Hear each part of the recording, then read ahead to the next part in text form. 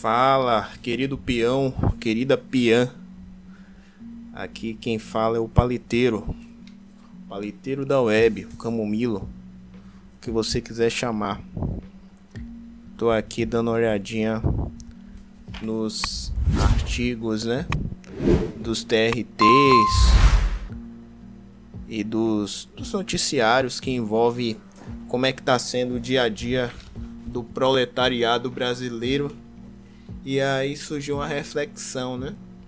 Se tá ruim pra mim e pra você, que talvez aí tenha todas as suas faculdades aí em dia, pernas, braços, visão, a gente tá difícil bater a meta. Imagine um trabalhador PCD.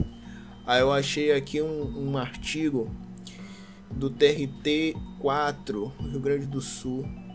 Trabalhador PCD chamado de fardos por colegas deve ser indenizado. Ele não era nem trucidado pela alta gestão. Na verdade, a gestão jogou ele pros leões, né? E aí os colegas não tiveram pena, né? Por que alta gestão? Eu digo assim, que a gestão jogaram ele pros leões. Porque quando a gente vai estudar o RH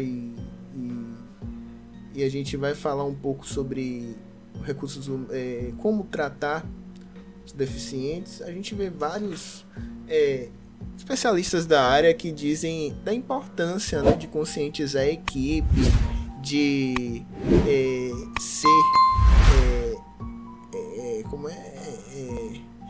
dar um tratamento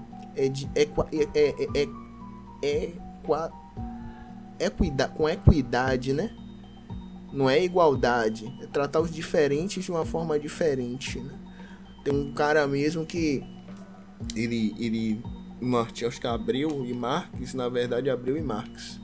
Eu fiz uma pesquisa para lembrar, e aí ele dizia lá na obra dele, né, não excluir as pessoas com deficiência do convívio com os demais funcionários, pelo contrário, favorecer espaços de relacionamento interpessoal saudável, delegar responsabilidades, exercitar o trabalho cooperativo, né?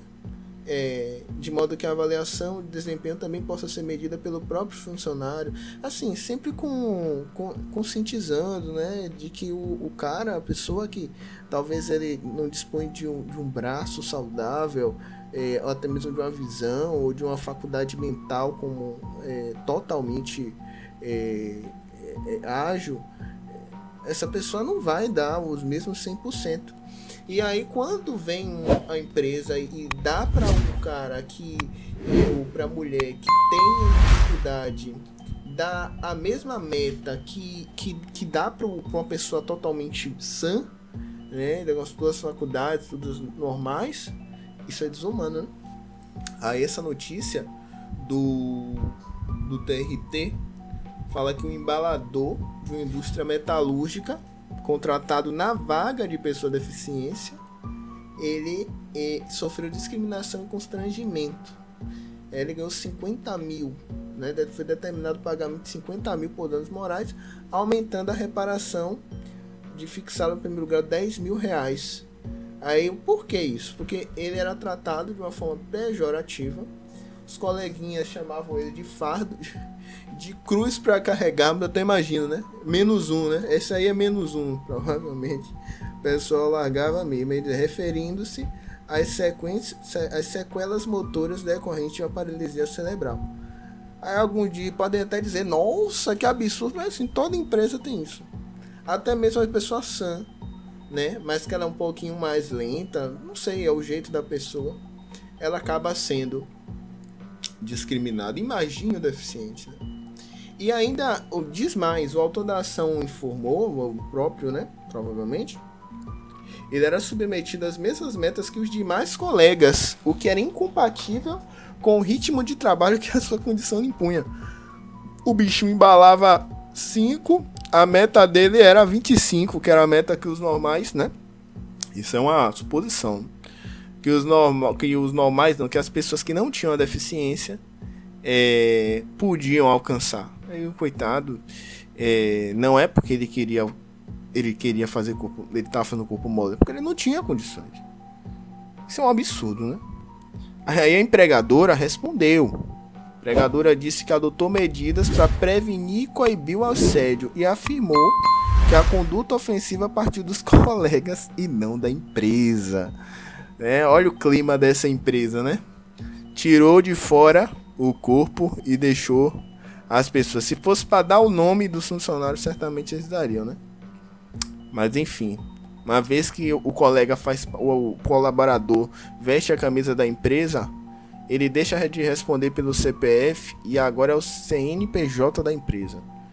Se a empresa observa aquele tipo de conduta e não pune, até da forma mais rigorosa possível profissional, que é a demissão, porque uma pessoa dessa não pode viver em uma equipe, não traz saúde para a equipe, então a empresa vai ter que pagar. Vai ter que pagar a conta, né? Ainda tem um caso, ó, que criou-se, a juíza disse que criou-se um ambiente de discriminação ofensiva à dignidade humilhante, né? Aí diz que a gerência manteve ele na mesma função, despertando as queixas dos colegas, né? Eu volto a dizer, como no outro vídeo que eu gravei, 40 mil para o enfermeiro, que sofreu bastante, né? Com uma alta carga de pacientes para ele. 60 mil vai ajudar muito esse rapaz, esse senhor aí que sofreu, né? Mas assim, vai reparar, né? Porque a dor psicológica ninguém tira. A dor da humilhação, né? A dor do insulto é algo que fica marcado. Espero que ele vá para uma empresa que seja tratado com um pouco mais de dignidade. E fica um recado, né? Às vezes você tem um colega que às vezes ele não é corpo mole, às vezes ele também ele não é correria, então, e cabe à empresa avaliar se ele deve ser usado naquele tipo de posição ali que ele está com você. Talvez o caso de remanejar ele para outro local, porque você também não pode ficar, a gente não pode ficar sacrificado. Então deve-se ter aí um consenso, né? Compreender melhor, né? Aquelas pessoas que são um pouquinho mais lentas, né? Talvez a lentidão vem de uma deficiência, ou talvez a pessoa mesmo tenha esse perfil. Então é importante a gente ser mais compreensivos. E o mais importante ainda, as empresas, né, os RHs, as gerências, ter a plena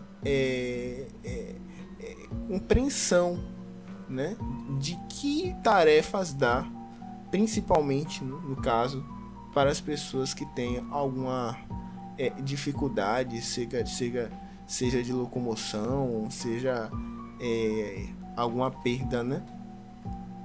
Alguma perda cognitiva. Valeu!